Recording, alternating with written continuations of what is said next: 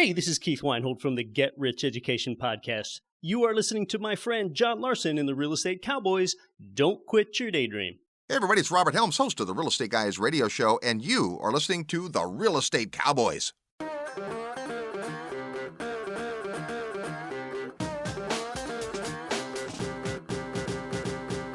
Have you thought about becoming financially free through real estate investing, but don't have the time or knowledge to get started? Welcome to the Real Estate Cowboys podcast.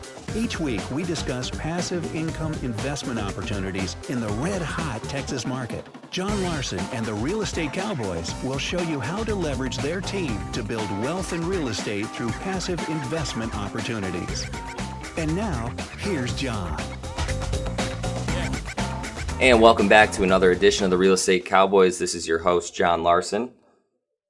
This week, we're going to be doing another investor spotlight. I like to highlight investors who are having success or come with a lot of knowledge in the real estate space from time to time, just because, I'm sure you kind of get bored just listening to me get on my soapbox each week. So I like to bring other successful investors on and talk about their experience investing in real estate and how it's changed their lives. And, through that, you can get some other insight and expertise from other investors who are out there grinding every day. And one of the gentlemen that I'm going to have on the show today still resides in the Detroit area, still operates in the Detroit area, has been very, very successful in that market. He's produced almost 2,000 units himself. He's been investing since 2007. So he's got over a decade of experience under his belt. He's also a fellow Central Michigan University alumni. So fire up chips. His name's Beahn, and he is the CEO of Pioneer Homes. And Pioneer is one of Detroit's leading turnkey providers. I will say that for sure. And, it's really Al's attention to detail, his systems, his team that makes him successful in a market like Detroit. And especially when you're operating in like C-class areas and dealing with C-class tenants, you can run into a lot of, extra troubles that you might not see in an A-class neighborhood or an A-class market, or A-class buildings in general, right? When you're dealing with C properties, many times they're older properties. I know a lot of the properties that Al has renovated and is probably continuing to renovate down in the Detroit area. They're really, really old properties. Many of them can be old. So, you're taking out plaster walls and replacing them with drywall and things like that and updating the property. But his renovations come out beautiful. I love them. And there's such good architecture in Detroit. I mean, the bones of the homes are they're really nice. That's one thing I could always say about Detroit. They're very durable, nice brick-built homes. And if you get the right team in there to renovate them and bring them up to today's standards, you could really get some very, very beautiful properties out there.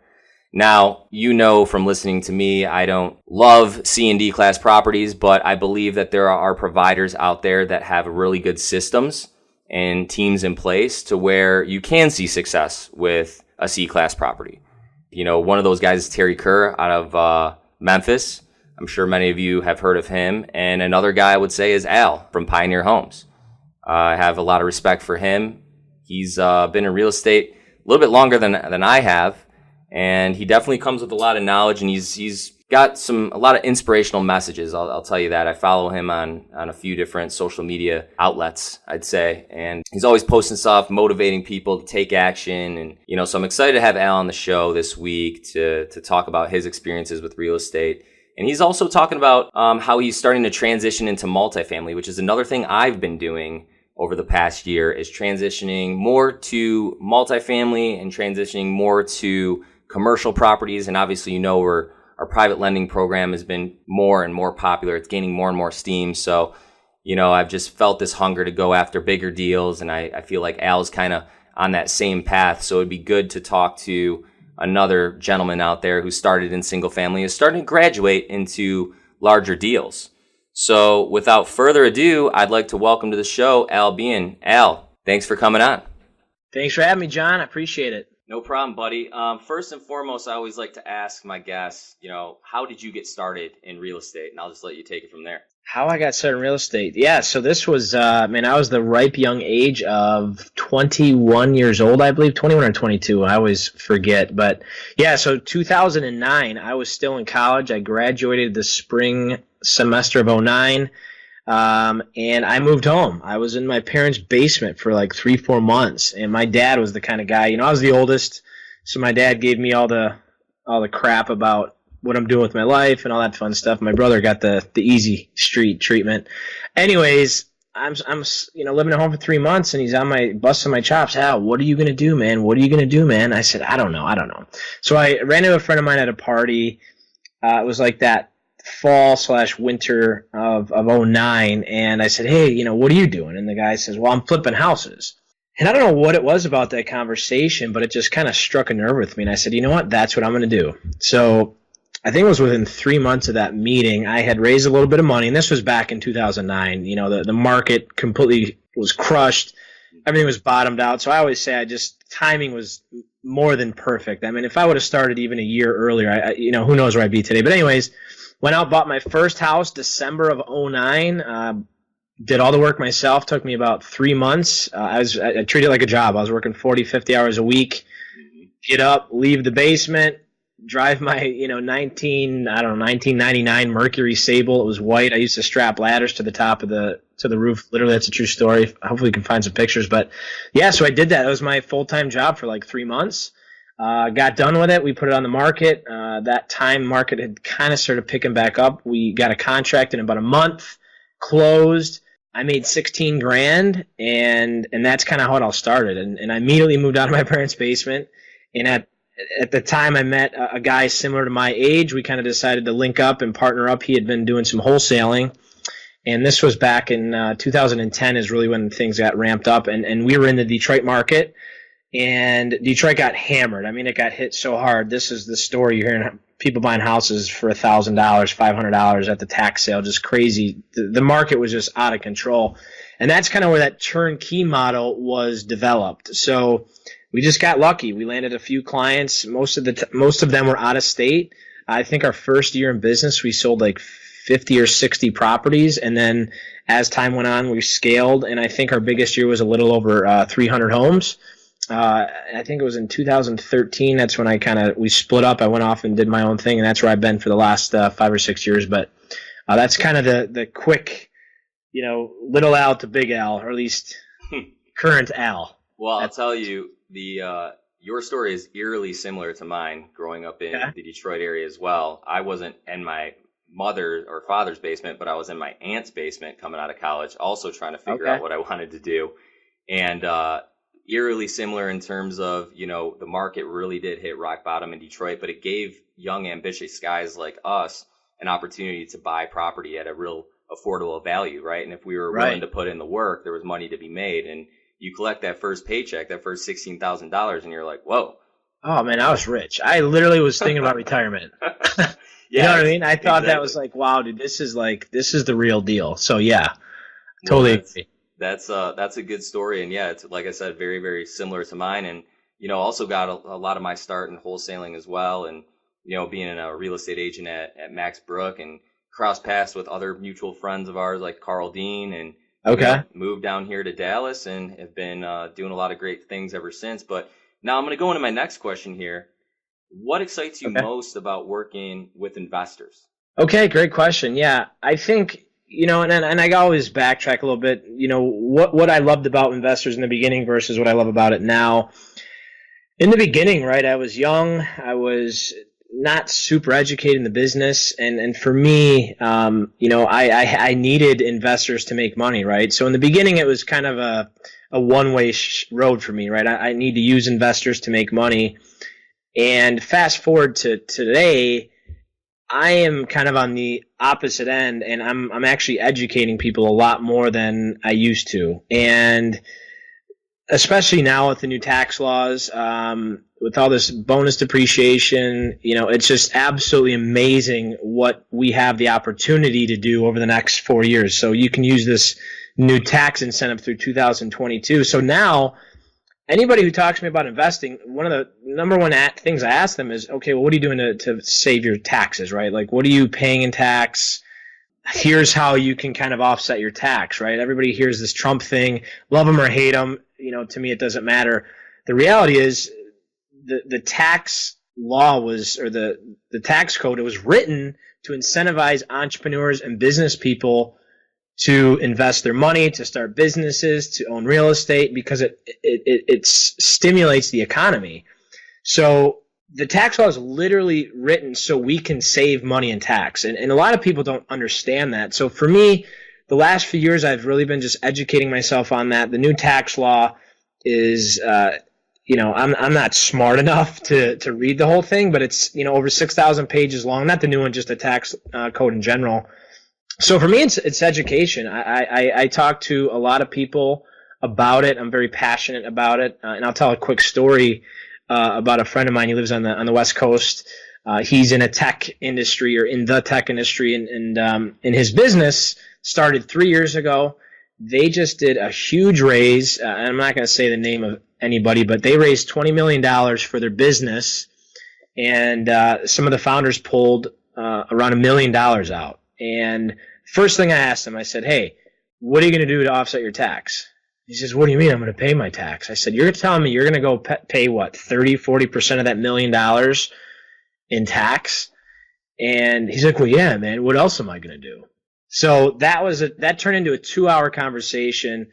And I'm going to help him. I'm going to help him invest into the industry and utilize those taxes. So right now, my passion is really about helping investors, save their, really preserve their wealth, and doing that through taxes, which is, it's almost like ironic, but that's how it is right now. And I feel like the tax benefits of owning real estate is sometimes forgotten and gets lost because cash flow is perceived as, or the ROI on the property itself from cash flow is just perceived as the number one goal, when I talk about 6 ways that real estate pays you. Some guys say 5. I talk about 6 because I also talk about equity capture right when you purchase a property. I mean, think about it.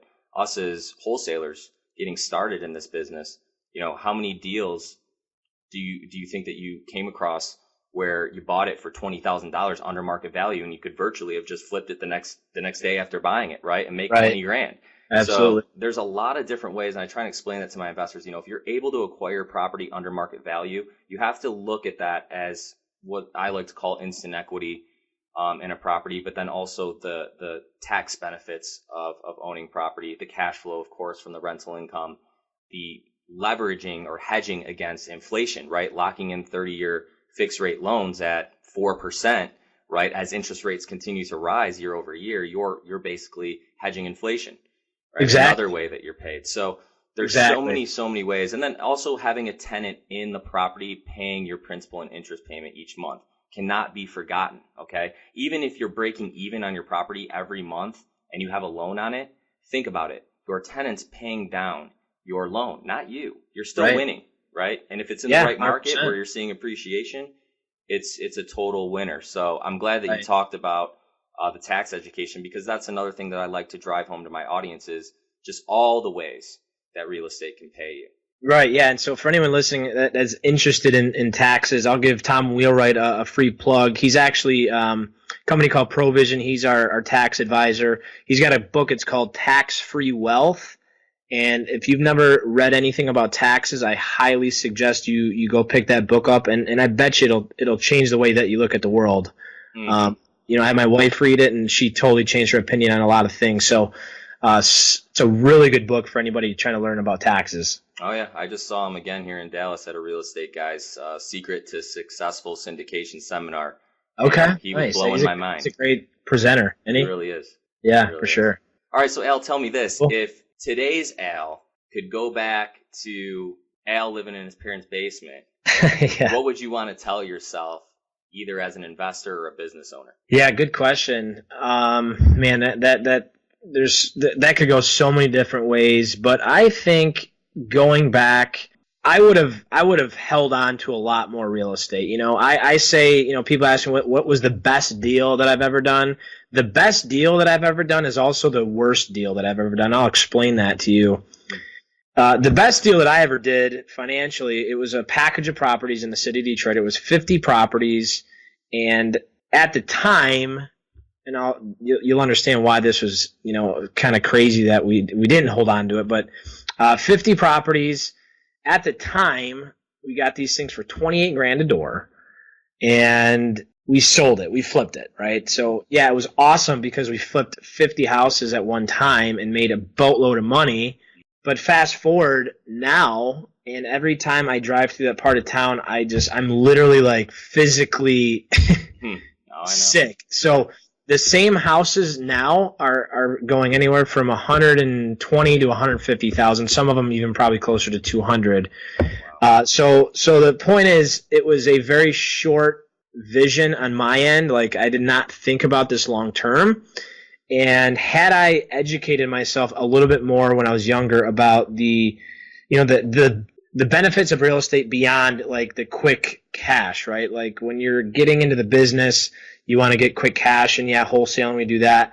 But the reality is the way to build wealth and to get rich is to hang on to this stuff. And I'm 32 now. If I would have held on to those assets, and by the way, they were all renovated and cash flowing.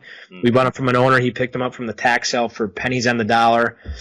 If we would have held on to those, I could have lived off the cash flow just on its own, and then think about the appreciation, call it $100K per property times 50. Oh, yeah. So imagine, the cash flow, either I could A, live off the cash flow, B, live off some of the cash flow and pay off some of the debt, and then refinance every 3 to 5 years. And I mean, you guys know when you pull out refinance cash, it's tax free. So I could pull out a few $1,000,000 every few years tax free and just live like that. So I could have literally retired off of that deal had I understood the business more. So I guess to directly answer that question is, I wish I would have educated myself more than I did in the very beginning, because had I done that, I'd be in a much different position than I am today, for sure, hands down. That's, once again, another eerily similar. I feel like I'm looking at myself in the mirror. Yeah. Our company, American Real Estate Investments, we started down here in Dallas in 2012, and we were operating in Dallas, Houston, and San Antonio.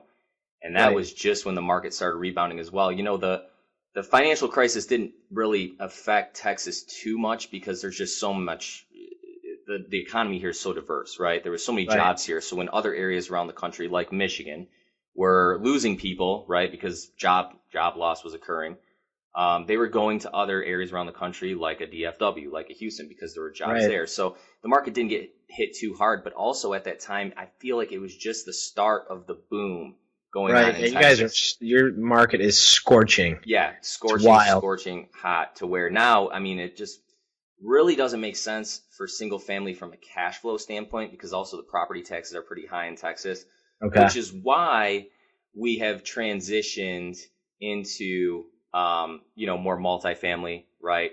And commercial real estate as well. And we've been doing that through our private lending program, where we allow our investors to take the role of the bank and get a fixed double-digit return. And so you also have been kind of changing lanes from single family to multifamily. Tell me a little bit more about that. Yeah. So, again, this kind of goes back to the education piece. I really started reading maybe called 3.5 years ago, and that's really when I started learning about multifamily, and then this new tax code, right? Like the bonus depreciation. So I said, okay, how can I scale my business, and how can I go in this hypothetical? How can I go from 0 to 1,000 units? Okay, and doing that in the single family world is an insanely tricky task. Okay. And so I actually did a one-on-one coaching session with Grant Cardone. It's been, I don't know, maybe 1.5 years ago. And this was at the time, literally, I mean, I was in talks. We had, I think we were getting our like PPM together. We were going to do a fund. We were going to raise $50 million for this fund. And we were going to go out and buy all these single family houses. And on paper, the number was like 1,000 houses. Okay. So I sit down with Grant and I say, hey, or he asked me, Al, what are you doing right now? I said, oh, well, hey, man, I'm walking in all Mr. Hotshot. I'm raising $50 million for a single family fund. And he looked at me cross-eyed like, are you crazy? He's like, Al, that's 1,000 closings 1,000 addresses, 1,000 different lawns to cut, 1,000 roofs to maintain. He goes, well, why would you do that? And I tell that story not because that was like the turning point for me, but I want that to put it into perspective to the listeners, because anybody that wants real estate to be your vehicle, and going back to the other question, what I would have told myself, I would have said to transition into commercial real estate way faster than I did, because the scalability is just, GC says 10x. It's like way more than 10x. It's 100x. Right. So for me, the multifamily, it's all about scalability. It's about economies of scale, right? I mean, imagine taking 50 single family houses, scatter them around a city versus taking a 50 unit building and putting it on one plot of land, right? Like, it's just totally different. The cost is less. The dynamics, the logistics are all totally different. And it's so much easier to raise money for multifamily.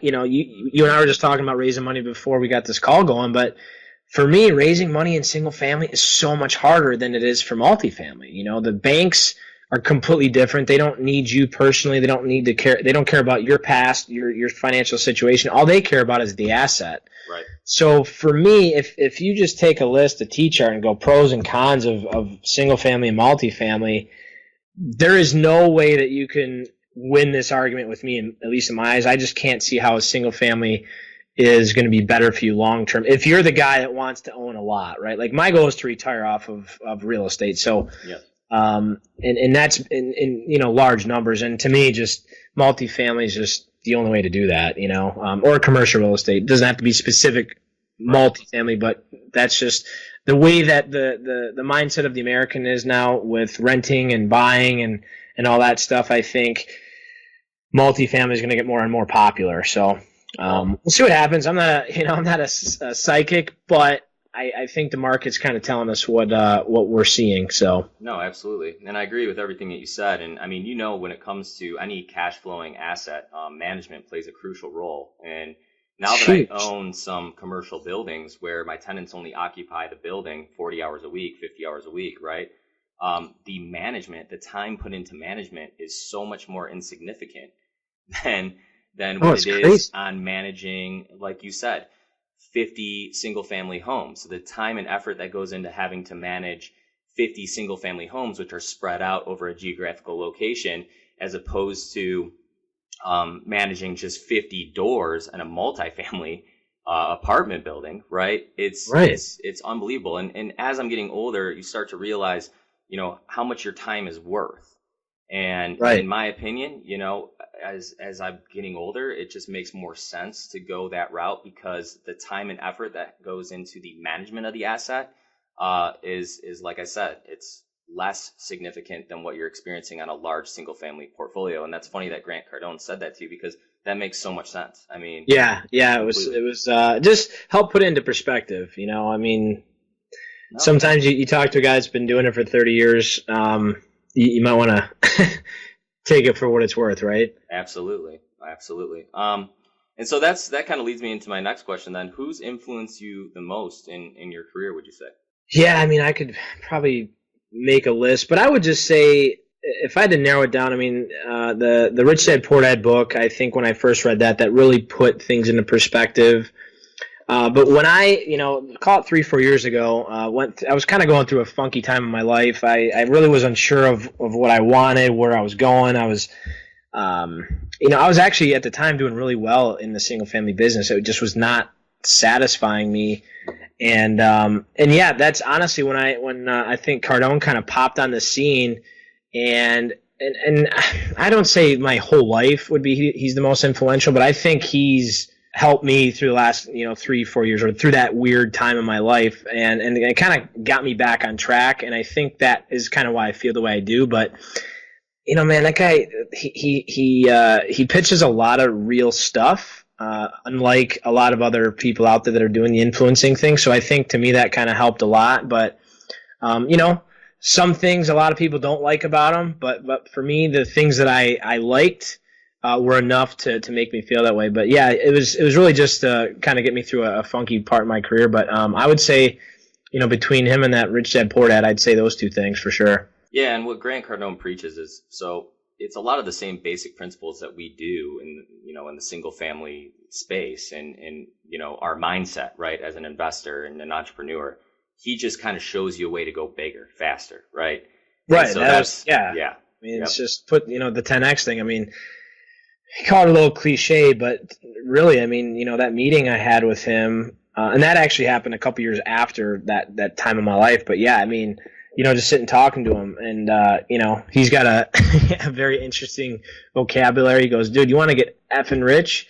He said, "You got to go into effing rocket ship mode." And he goes, and it's all about multiplication and division, not adding and subtracting. And for me, that was, like, put it into perspective. I'm like, yeah, that's right. I can't, like, I got to sell like 150 houses a year to do those numbers, whatever. Or you get into multifamily or commercial real estate, you do that forced appreciation and you just explode the equity and refinance or sell. And that's what basically they're doing. And that's the strategy, right? So, exactly. So yeah, just really put a lot of things into perspective. It also forced me to start educating, like, believe it or not, maybe this is why, but like 10X Rule was probably one of the first books I legit actually read. And I don't even remember why. It was, I couldn't even tell you why. I don't know if I liked the way it looked. I have no idea, but it was like the first book that I legitimately sat down to read probably in 5 years. And I'm like, man, this is crazy, right? And now you look at my house. I mean, I'm sitting in my home office. I got, 300 books on my bookshelf here. So that kind of sparked that part of my life as well. So just kind of weird how that all panned out. Well, that's going to lead me into my next question. Name a good book that you read recently that you'd like to recommend to the listeners. I would say it's a book called The Profit First. It's actually, a lot of people have that same answer. It's called Profit First, Mike Makowitz. I always get his name wrong, but it's a very interesting accounting technique that I think most entrepreneurs struggle with. I think, the finance and accounting side of I mean, if you go dig into an entrepreneur's books, who knows what you're going to find, right? And that book really put into perspective how to preserve some of your capital. Because I always used to say, I'm really good at making money, but we're not good at keeping it, right? So I used to say, oh man, if we keep the money in the business, it's like a black hole. Who knows where it's going to go? Nowadays, when the money goes in, it gets divvied up into certain accounts so it doesn't get spent on the wrong thing. And it also forces you to cut out all that ridiculous, unnecessary spending. So that was a really good book for me. No, that's good points that you just brought up. That's how a lot of businesses fail sometimes too, right? Yeah, I mean, half the time people don't know where the money is or where it's gone or what something costs. I mean, especially in our business, right? To fix it, I mean, tracking renovation costs is tricky. And it is. You start spending it faster than you're making it, right? If you're not careful. Right. Well, now I just kind of want to end off here just to talk a little bit more about your business. I know that you're in the Metro Detroit area. I know you've done a lot of properties in Detroit, but that's not just, you're not like a one-trick pony. You're not just operating in Detroit. So, I know personally as well, coming from the Metro Detroit area, and Michigan's still home for me, there are a lot of good hidden gems and good opportunities out in that area. So maybe kind of elaborate on, some of the markets that you're working in and just where the business is headed. I know you're talking about doing some multifamily, but I don't want the listeners to be confused that you're just, an operator in Metro or in the city of Detroit. Yeah, for sure. So historically my business has been the turnkey model. I'm sure your listeners understand what that is. And so I've been doing that for 10 years. It's a big part of our business currently. We still do a lot of these turnkey properties in the Metro Detroit market. So we're not necessarily in the Detroit proper area anymore. We're kind of spread out in the suburbs. So more of like the B class, 80 to 150K asset that's going to kind of fit that 1% rental rule. Right. So I think that's been, for me in Detroit, it was always a high volume city, right? You got to do a couple hundred deals a year to be successful. So we've kind of changed our model a little bit, call it a quantity over or a quality over quantity. And so that's on the turnkey front. Then you have the multifamily. That's the syndications. So we're going to be, we're co-sponsoring deals and, raising a bunch of money. So that's been a fun part the last, call it 6 to 10 months of our business. So right on. Yeah. Well, I'll say I have a couple rentals in St. Clair Shores, and they're some of my best performing assets, to tell you the truth. Yeah, I believe it. And St. Clair Shores, man, that market has just exploded over the last 5 years. I mean, I think I heard like $200 a foot or something. That's wild. I stole a new construction home there for $118,000. The thing's got to be worth at least $180, I'd say right now, and that's in a B class area. So you see that type of appreciation in a B class type of pocket of St. Clair Shores. That's pretty impressive appreciation. Well, Al, Right. I loved having you on the show, buddy, and so I guess the last thing I'd like to leave the listeners is, if anybody's interested in finding out more about what you have going on in the Metro Detroit area or learning more about what your company has to offer, what's the best way for them to reach you? You can get me on my email. It's al at pioneerhomesus.com, and that's my personal email address. Right on. All right, Al. Well, I appreciate you being on the show, man. A lot of great insight, and hopefully we could do it again sometime. All right, John. Great talking to you. I appreciate having me. All right, buddy. I'll see you when I'm up in Detroit. Awesome. Perfect. All right, we covered some great stuff with Al there. I really appreciate him coming on the show, and I really love talking to guys that have the same type of philosophy as me. You can see that a lot of good little gems have maybe you picked up on from that conversation, but it's kind of crazy that Al and I are both from the same area, went to the same college. My wife went to the same high school as him, so it's really exciting to see all the great things he's been doing with real estate as well. And I hope that you got some great information out of that from another successful real estate investor, and that's why I brought him on for this investor spotlight. So if you like what you heard, you have Al's contact information. If you're interested in learning more about what we do down in Texas and in DFW specifically with our private money lending program, where you can get fixed rate, double-digit fixed rate of return on your money. And if you lend through a self-directed IRA or 401k, you are going to get those double-digit fixed returns to you, tax-free or tax-deferred, depending on the type of account that's set up. If it's a Roth, it's tax-free. Traditional accounts that are self-directed, you can defer those taxes. So great opportunities that we have out here. You hold first lien position as the bank and get double-digit returns on your money.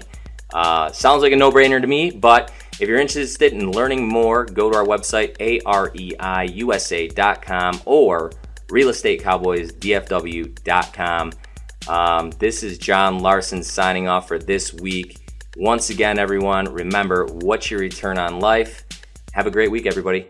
See you next week. Bye-bye.